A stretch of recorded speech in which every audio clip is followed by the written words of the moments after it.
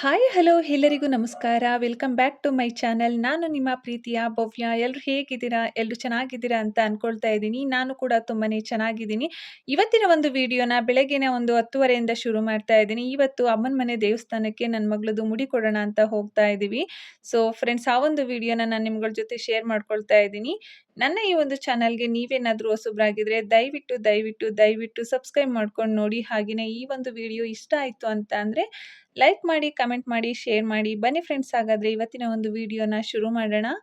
ಅಮ್ಮನ ಮನೆಯಿಂದನೇ ಎಲ್ಲ ರೆಡಿ ಮಾಡ್ಕೊಂಡು ಹೋಗೋಣ ಅಂತ ಹೇಳಿ ಮಾತಾಡ್ಕೊಂಡಿದ್ವಿ ಅಮ್ಮ ನಾನುನು ಕೂಡ.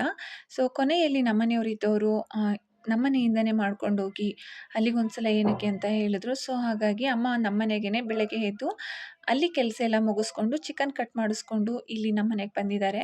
ಸೊ ಇಲ್ಲಿ ಅಡುಗೆನ ಮಾಡ್ತಾ ಇದ್ದೀನಿ. ಸೊ ದೇವಸ್ಥಾನದ ಹತ್ರನೇ ಅಡುಗೆನ ಮಾಡುವಂಥವ್ರು ಮಾಡ್ತಾರೆ. ಸೊ ಮನೆಯಿಂದ ಮಾಡ್ಕೊಂಡು ಹೋಗೋವಂಥವ್ರು ಕೂಡ ಮಾಡ್ಕೊಂಡು ಹೋಗ್ತಾರೆ. ಇನ್ನು ನಾವು ಬಸ್ಸಲ್ಲಿ ಹೋಗ್ತಿರೋದ್ರಿಂದ ಅದನ್ನೆಲ್ಲ ಎತ್ಕೊಂಡು ಹೋಗೋಕ್ಕಾಗಲ್ಲ ಅಂತ ಹೇಳಿ ಮನೆಯಲ್ಲೇನೆ ನಾವು ಅಡುಗೆನ ಮಾಡಿಕೊಂಡು ಬಾಕ್ಸ್‌ಗೆ ಹಾಕೊಂಡು ತೊಗೊಂಡು ಹೋಗ್ತಾ ಇದ್ವಿ. ಇನ್ನು ನನ್ನ ಮಗಳಿಗೆ ನಮ್ಮ ಮನೆ ದೇವ್ರಿಗೆ ಹಾಗೇನೆ ಧರ್ಮಸ್ಥಳಕ್ಕೆ ಮುಡಿನ ಕೊಟ್ಟಿದ್ವಿ. ಸೊ 2 ಸಲ ಆಗಿದೆ. ಇನ್ನೊಂದು ಸಲ ನಮ್ಮಮ್ಮವ್ರ ದೇವ್ರಿಗೆ ಕೊಡೋಣ ಮುಡಿನ ಅಂತ ಹೇಳಿ ನಾನು ಅನ್ಕೊಂಡಿದ್ದೆ. ಸೊ ತುಂಬ ದಿನದಿಂದ ಹೋಗೋಣ ಅಂತ ಅನ್ಕೊಂಡು ಹೋಗೋದಕ್ಕಾಗಿರ್ಲಿಲ್ಲ. ಇನ್ನು ನೆಕ್ಸ್ಟ್ ಸ್ಕೂಲ್‌ಗೆ ಅವಳನ್ನ ಅಡ್ಮಿಷನ್ ಮಾಡಿದ್ರೆ ಮುಡಿ ಎಲ್ಲ ಕೊಟ್ಟರೆ ಅಷ್ಟು ಚೆನ್ನಾಗಿರೋದಿಲ್ಲ. ಸೊ ಗಂಡು ಮಕ್ಕಳಾದ್ರೆ ನಾವು ಯಾವಾಗನಾದ್ರೂ ಮುಡಿನ ಕೊಡ್ಬೋದು. ಹೆಣ್ಮಕ್ಳಿಗೆ ಯಾವಾಗ ಅಂದರೆ ಆವಾಗ ಮುಡಿನ ಕೊಟ್ಟರೆ ಅಷ್ಟು ಚೆನ್ನಾಗಿರೋದಿಲ್ಲ. ಹಾಗಾಗಿ ಸ್ಕೂಲ್ ಸ್ಟಾರ್ಟ್ ಆಗೋ ಅಷ್ಟರೊಳಗಡೆ ಅವಳದು ಮುಡಿ ಕೊಟ್ಬಿಡೋದ ಅಂತ ಹೇಳಿ ಅಮ್ಮ ನಾವು ಮಾತಾಡ್ಕೊಂಡು ಹೊರಟಿದ್ವಿ. ಇನ್ನು ನಮ್ಮನೆಯವ್ರನ್ನ ಬನ್ನಿ ಅಂತ ಕರೆದೆ, ಅವರು ಬರಲಿಲ್ಲ. ಕೆಲಸ ಇದೆ, ನಾನು ಬರೋದಿಲ್ಲ, ನೀವೇ ಹೋಗಿ ಕೊಟ್ಕೊಂಬನ್ನಿ ಅಂತ ಹೇಳಿದ್ರು. ಸೊ ಏನು ಮಾಡೋ ಹಾಗಿಲ್ಲ. ಇನ್ನು ಅವ್ರನ್ನ ಕಾಯ್ತಾ ಕೂತ್ಕೊಂಡ್ರೆ ಇನ್ನು ಧನುರ್ಮಾಸ ಬಂದ್ಬಿಡುತ್ತೆ. ಸೊ ಆ ಟೈಮಲ್ಲಿ ಮುಡಿನ ಕೊಡೋ ಹಾಗಿಲ್ಲ ಅಂತ ಹೇಳಿದ್ರು. ಹಾಗಾಗಿ ಇವಾಗ ಅಮ್ಮ ಮತ್ತು ನಾನು ಹೋಗ್ತಾ ಇದ್ದೀವಿ. ನಾವು ಯಾವುದೇ ಒಂದು ಕೆಲಸನ ಮಾಡ್ತೀವಿ ಅಂತ ನಮ್ಮ ಮನಸ್ಸಿಗೆ ಯಾವಾಗ ಅನಿಸುತ್ತೆ ಆವಾಗಲೇ ಮಾಡಿಬಿಡ್ಬೇಕು. ಇಲ್ಲ ಅಂತ ಅಂದರೆ ಅದು ಸ್ವಲ್ಪ ಲೇಟ್ ಆಯಿತು ಅಂತ ಅಂದ್ರೂ ಕೂಡ ಇವತ್ತು ಇಲ್ಲ ನಾಳೆ ಆಮೇಲೆ ಆವಾಗ ಇವಾಗ ಅಂತ ಬಂದ್ಬಿಡುತ್ತೆ. ಸೊ ಇವಾಗಲೂ ಕೂಡ ಅದೇ ಥರ ಆಗಿದ್ದು. ಇವಾಗ ಒಂದು 2 ತಿಂಗಳ ಹಿಂದೆಯಿಂದನೂ ನಾನು ಮುಡಿನ ಕೊಡೋಣ ಅಂತ ಅಮ್ಮನಿಗೆ ಹೇಳಿದೆ. ಸೊ ಅಮ್ಮ ಹೋಗೋಣ ಅಂತ ಹೇಳಿದ್ರು. ಆದರೆ ಮನಸ್ಸಾಗಿರಲಿಲ್ಲ. ಅಂದರೆ ಇವಾಗ ಯಾವುದೇ ಒಂದು ಕೆಲಸ ಆದರೂ ಅಷ್ಟೇ, ಆಗಲೇ ಹೇಳಿದ್ನಲ್ಲ, ಮಾಡ್ತೀವಿ ಅಂದಾಗಲೇ ಮಾಡಿಬಿಡ್ಬೇಕು. ನಾಳೆ ನಾಳೆ ಅಂತ ಹೋದರೆ ಅದು ನಾಳೆ ಅಂತಲೇ ಹೋಗ್ಬಿಡುತ್ತೆ. ಸೊ ಅದಕ್ಕೆ ಇವಾಗ ಹೋಗೋಣ ಅಂತ ಹೇಳಿದ್ದೆ ಅಮ್ಮನಿಗೆ. ಅಮ್ಮನೂ ಕೂಡ ಕೆಲಸಕ್ಕೆ ರಜೆನ ಹಾಕಿದ್ದಾರೆ ಇವತ್ತು. ಸೊ ಅವರು ಅಂತ ಅಂದರೆ ಒಂದಿನ ಮುಂಚೆನೇ ರಜೆನ ಹೇಳಬೇಕಾಗುತ್ತೆ. ಸೊ ನಾನು ಮೊದಲೇನೆ ಹೇಳಿದೆ. ಕೊನೆಗೆ ಅಮ್ಮನು ಬೆಳಗ್ಗೆನೇ ಕಾಲ್ ಮಾಡಿದ್ರು. ಹೋಗೋದಾ ಏನು ಎತ್ತ ಅಂತ. ಸರಿ ಆಯಿತು ಬನ್ನಿ ಹೋಗೋಣ ಅಂತ ಹೇಳಿಬಿಟ್ಟು ಒಂದೇ ಮನಸ್ಸಿಂದ ಹೊರಟಿದ್ದೀನಿ. ಇನ್ನು ಅಮ್ಮನ ಮನೆ ದೇವಸ್ಥಾನ ಯಾವುದು ಅಂದರೆ ದುದ್ದ ಕರಿಬೀರೇಶ್ವರ ಮತ್ತು ದ್ಯಾವಮ್ಮ ದೇವಸ್ಥಾನ. ಸೊ ಆ ಒಂದು ದೇವಸ್ಥಾನಕ್ಕೆ ನಾವು ಚಿಕ್ಕವರಾಗಿದ್ದಾಗ ಆ ದೇವಸ್ಥಾನಕ್ಕೆ ಹೋಗಿದ್ದು. ಅದಾದಮೇಲೆ ದೇವಸ್ಥಾನಕ್ಕೆ ಹೋಗೇ ಇಲ್ಲ. ಸೊ ಇವಾಗ ಹೋಗ್ತಾ ಇದ್ದೀವಿ. ಅಂದರೆ ನಾವು ಚಿಕ್ಕವರಿದ್ದಾಗ ಅಂತ ಅಂದರೆ ಒಂದು ಸ್ಕೂಲ್ಗೆ ಹೋಗೋ ಟೈಮ್ ಅದೇ ಲಾಸ್ಟು. ಅದಾದಮೇಲೆ ನಾವು ಆ ದೇವಸ್ಥಾನಕ್ಕೆ ಹೋಗೋಕ್ಕಾಗೇ ಇರಲಿಲ್ಲ. ಇಷ್ಟು ವರ್ಷ ಆದಮೇಲೆ ಇವಾಗ ಆ ದೇವಸ್ಥಾನಕ್ಕೆ ಹೋಗೋದಕ್ಕೆ ಕಾಲ ಕೂಡಿ ಬಂದಿದೆ, ನನ್ನ ಮಗಳು ಮುಡಿ ಕೊಡ್ತಾ ಇರೋ ಕಾರಣದಿಂದ. ಇನ್ನು ನಾನು ಸಾಂಬಾರನ್ನ ಮಾಡ್ತಾ ಇದ್ದೆ. ಅಮ್ಮ ಗೊಂಬೆಗೆ ಸ್ನಾನ ಮಾಡಿಸೋದಕ್ಕೆ ಅಂತ ಕರ್ಕೊಂಡು ಹೋಗಿದ್ರು. ಸೊ ಇವತ್ತು ಅಮ್ಮ ಬಂದಿರೋದ್ರಿಂದ ಅಮ್ಮನ ಜೊತೆ ಸ್ನಾನನ ಮಾಡಿಸ್ಕೊಳ್ತಾ ಇದ್ದಾರೆ.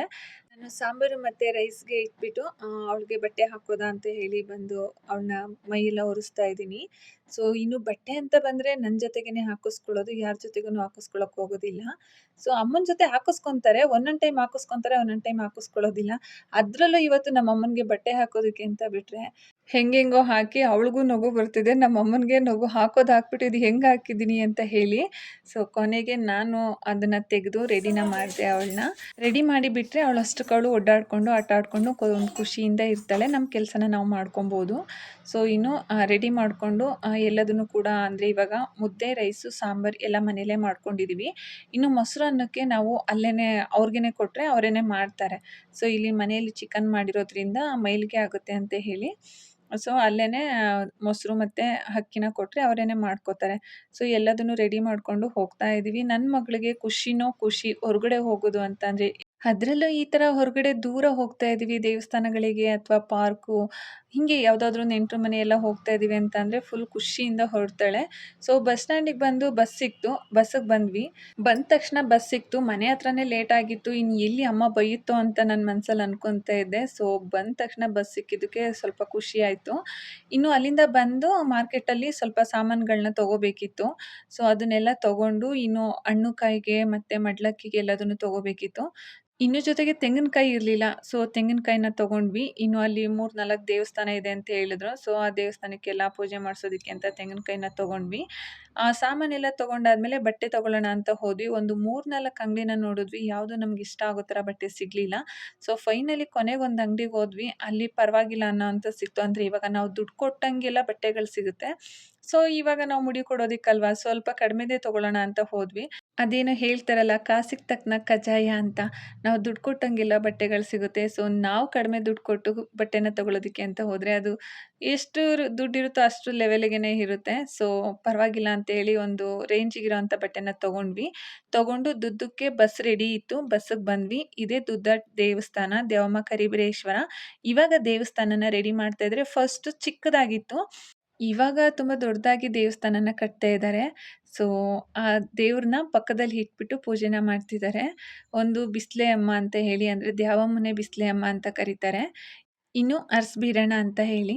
ಸೊ, ಈ 2 ದೇವಸ್ಥಾನಕ್ಕೆ ಹಣ್ಣುಕಾಯಿನ ಮಾಡಿಸ್ಕೊಂಡು, ಇನ್ನು ನನ್ನ ಮಗಳಿಗೆ ತೇರ್ತನ ಹಾಕಿಸ್ಕೊಂಡು, ನಾವು ಪೂಜೆ ಎಲ್ಲ ಮಾಡ್ಕೊಂಡು ಬಂದ್ವಿ. ಇನ್ನು ಇಲ್ಲಿ ತೇರ್ತನ ಹಾಕಿಸ್ಕೊಂಡು ಹೋಗಿ ಮುಡಿನ ಕೊಡಬೇಕು ಅಂತ ಹೇಳಿದ್ರು. ಸೊ, ಹಾಗಾಗಿ ತೇರ್ತನ ಹಾಕಿಸ್ಕೊಂಡು ಮುಡಿನ ಕೊಟ್ಟು ಮತ್ತೆ ಅಲ್ಲಿ ಸ್ನಾನಕ್ಕೆ ಬಿಸಿನೀರು ಮೊದಲೇನೆ ಹೇಳಬೇಕಿತ್ತಂತೆ. ನಮಗೆ ಗೊತ್ತಿರಲಿಲ್ಲ. ಸೊ, ತಣ್ಣೀರು ಸ್ನಾನನೇ ಮಾಡಿಸ್ಕೊಂಡ್ವಿ. ಭಯ ಪಡ್ತಾಳೆ ಅಂತ ಅಂದ್ಕೊಂಡೆ. ಬಟ್ ಭಯ ಪಡಲಿಲ್ಲ. ಖುಷಿಯಾಗೇನೆ ಇದ್ಲು. ಸೊ, ಅವಳಿಗೇನೋ ಒಂದು ಖುಷಿ ಅಂತ ಅನ್ನಿಸ್ತಾ ಇತ್ತು ಇವತ್ತು. ಸ್ವಲ್ಪ ಚಳಿ ಚಳಿ ಅಂತ ಅಂದ್ಲು. ಸೊ, ಅಲ್ಲಿನೇ ಸ್ನಾನ ಮಾಡಿಸ್ಕೊಂಡು ಇವಾಗ ದೇವಸ್ಥಾನಕ್ಕೆ ಕರ್ಕೊಂಡು ಹೋಗ್ತಾ ಇದ್ವಿ. ನನ್ನ ಮಗಳಿಗೆ ಏನು ಖುಷಿ ಅಂತ ಅಂದ್ರೆ ಹೊಸ ಬಟ್ಟೆನ ತಗೊಂಡಿದೀವಿ ಅನ್ನೋದೊಂದು ಅವಳಿಗೆ ತುಂಬಾ ಅಂದ್ರೆ ತುಂಬಾ ಖುಷಿ ಅವಳಿಗೆ ಬಟ್ಟೆಗಳು ಅಂತ ಅಂದ್ರೆ. ಸೊ, ಬಟ್ಟೆನ ಹಾಕೊಳ್ಳೋವರ್ಗುನು ಅವಳಿಗೆ ಖುಷಿನೋ ಖುಷಿ ನಾನು ಹೊಸ ಬಟ್ಟೆ ಹಾಕೊಳ್ತಾ ಇದ್ದೀನಿ ಅಂತ. ಸೊ, ಅವಳಿಗೆ ಬಟ್ಟೆ ಎಲ್ಲ ಹಾಕಿಸ್ಕೊಂಡು ಬಂದಿಲ್ಲಿ ಎಡೆನ ಕೊಟ್ಟು ಪೂಜೆನ ಮಾಡಿಸ್ಕೊಳ್ತಾ ಇದ್ದೀವಿ. ಅಲ್ಲೇ ಪಕ್ಕದಲ್ಲೇನೆ ದೊಡ್ಡಮ್ಮ ಚಿಕ್ಕಮ್ಮ ಅಂತ ಹೇಳಿ. ಸೊ, ಆ ಒಂದು ದೇವಸ್ಥಾನಕ್ಕೂ ಕೂಡ ಹಣ್ಣುಕಾಯಿ ಮಾಡಿಸ್ಕೊಂಡು ಗೊಂಬೆಗೆ ತೇರ್ತನ ಹಾಕಿಸ್ಕೊಂಡು ನಾವು ಪೂಜೆ ಎಲ್ಲ ಮುಗಿಸ್ಕೊಂಡು ಬಂದ್ವಿ. ಇನ್ನು ದೇವಸ್ಥಾನ ಎಲ್ಲ ತುಂಬಾ ದೊಡ್ಡದಾಗಿ ಕಟ್ತಾ ಇದ್ದಾರೆ ವಿಶಾಲವಾಗಿ. ಸೊ, ತುಂಬಾನೇ ಖುಷಿ ಆಯ್ತು. ತುಂಬಾ ವರ್ಷ ಆದ್ಮೇಲೆ ಈ ದೇವಸ್ಥಾನಕ್ಕೆ ಬಂದಿದ್ದು. ಇನ್ನೊಂದು 6 ತಿಂಗಳೊಳಗಡೆ ದೇವಸ್ಥಾನ ಓಪನ್ ಆಗುತ್ತೆ ಅಂತನೂ ಕೂಡ ಹೇಳಿದ್ದಾರೆ. ಇನ್ನ ತುಂಬಾ ಕೆಲ್ಸಗಳು ನಡೆಯೋದಿದೆ. ಸೊ, 6 ತಿಂಗಳು ಆದ್ರೂನು ಆಗ್ಬೋದು, ಇಲ್ಲ 6 ತಿಂಗಳು ಮೇಲಾದ್ರೂನು ಕೂಡ ಆಗ್ಬೋದು. ಯಾವಾಗಾದ್ರೂನು ಪರವಾಗಿಲ್ಲ ದೇವಸ್ಥಾನ ಓಪನ್‌ಗೆ ನನ್ನನ್ನು ಕರೀರಿ ನಾನು ಬರ್ತೀನಿ ಅಂತ ಹೇಳಿದ್ದೀನಿ. ಸೊ, ಅಲ್ಲಿಂದ ಇನ್ನು ಎಡೆ ಊಟ ಎಲ್ಲ ಇತ್ತು. ಅದನ್ನ ನಾವು ಇಲ್ಲೇನೆ ಕೂತ್ಕೊಂಡು ಊಟ ಮಾಡೋದಾ ಅಂತ ಜಾಗನ ನೋಡ್ತಾ ಇದ್ವಿ. ಅಲ್ಲೆಲ್ಲೂ ಕೂತ್ಕೊಂಡು ಊಟ ಮಾಡೋದಕ್ಕೆ ಚೆನ್ನಾಗಿದೆ ಅಂತ ಅನ್ನಿಸ್ತಿರ್ಲಿಲ್ಲ. ಸೊ, ಹಂಗೇನೆ ಸ್ವಲ್ಪ ಕೆಳಗಡೆ ಬಂದ್ವಿ. ಮರದ ಕೆಳಗಡೆ ಎಲ್ಲಾದ್ರೂ ಕೂತ್ಕೊಂಡು ಊಟ ಮಾಡೋಣ ಅಂತ. ತುಂಬಾ ದಿನ ಆಗಿತ್ತು ಈ ಥರ ಹೊರಗಡೆ ಕೂತ್ಕೊಂಡು ಊಟ ಮಾಡಿ. ಇನ್ನು ದೇವಸ್ಥಾನಕ್ಕೆ ಎಡೆ ಕೊಡೋರು ಅಡುಗೆ ಎಲ್ಲ ಮಾಡ್ತಾ ಇದ್ರು. ಅಲ್ಲೇನೆ ಸ್ವಲ್ಪ ಚೆನ್ನಾಗಿತ್ತು ಜಾಗ. ಅಲ್ಲೇ ಕೂತ್ಕೊಂಡು ಊಟ ಮಾಡ್ತಾ ಇದ್ವಿ. ಇವತ್ತೇನಪ್ಪ ವಿಶೇಷ ಅಂತ ಅಂದ್ರೆ ನನ್ನ ಮಗಳು ಅವಳನ್ನೇ ತಗೊಂಡು ಊಟನ ಮಾಡ್ತಾ ಇದ್ಲು. ಫುಲ್ ಖುಷಿಯಾಗಿದ್ದಾಳೆ ಇವತ್ತು. ಸೊ, ಒಂದು 3/4 ಗಂಟೆ ಆಯ್ತು ಅನ್ಕೋತೀನಿ ಅವಳದು ಊಟ ಎಲ್ಲ ಮುಗಿಯೋ ಅಷ್ಟ್ರೊಳಗಡೆ. ಊಟ ಎಲ್ಲ ಮುಗಿಸ್ಕೊಂಡು ನಡ್ಕೊಂಡು ಹೋಗ್ತಾ ಇದ್ವಿ. ಅಲ್ಲೇನೆ ನೀರಿತ್ತು. ಸೊ, ತಗೊಂಡೋಗಿದ್ದ ಪಾತ್ರೆ ಎಲ್ಲ ತೊಳ್ಕೊಂಡು ಹೋಗ್ತಾ ಇದೀವಿ. ಇನ್ನು ಸ್ಟ್ಯಾಂಡ್‌ಗೆ ಹೋಗಿ ಹಾಸನ್ ಬಸ್ ಸಿಗುತ್ತೆ. ಸೊ, ಮನೆಗೆ ಹೋಗೋ ಅಷ್ಟ್ರೊಳಗಡೆ ಒಂದು 5 ಗಂಟೆ ಆಗುತ್ತೆ. ಸೊ, ಫ್ರೆಂಡ್ಸ್ ಇದಿಷ್ಟು ಇವತ್ತಿನ ಒಂದು ವಿಡಿಯೋ ಆಗಿತ್ತು. ಈ ಒಂದು ವಿಡಿಯೋ ನಿಮಗೆಲ್ಲ ಇಷ್ಟ ಆಗುತ್ತೆ ಅಂತ ಭಾವಿಸ್ತಾ ಇದ್ದೀನಿ. ಫ್ರೆಂಡ್ಸ್ ನನ್ನ ಈ ಒಂದು ಚಾನಲ್‌ಗೆ ನೀವೇನಾದರೂ ಹೊಸಬರಾಗಿದ್ದರೆ ದಯವಿಟ್ಟು ಸಬ್ಸ್ಕ್ರೈಬ್ ಮಾಡ್ಕೊಂಡು ನೋಡಿ. ಧನ್ಯವಾದಗಳು.